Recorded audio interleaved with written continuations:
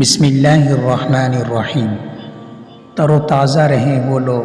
حضرت ابن مسعود رضی اللہ تعالیٰ عنہ بیان کرتے ہیں، رسول اللہ صلی اللہ علیہ وسلم نے فرمایا، اللہ اس شخص کے چہرے کو تر و تازہ رکھے جس نے میری حدیث کو سنا، اسے یاد کیا، اس کی حفاظت کی اور پھر اسے آگے بیان کیا۔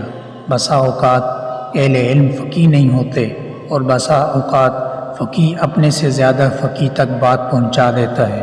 3 خصلتیں ایسی ہیں جن کے بارے میں مسلمان کا دل خیانت نہیں کرتا۔ عمل خالص اللہ کی رضا کے لیے ہو، مسلمانوں کے لیے خیر خواہی ہو اور ان کی حمایت کے ساتھ لگے رہنا، کیونکہ ان کی دعوت انہیں سب طرف سے گھیر لے گی، یعنی حفاظت کرے گی۔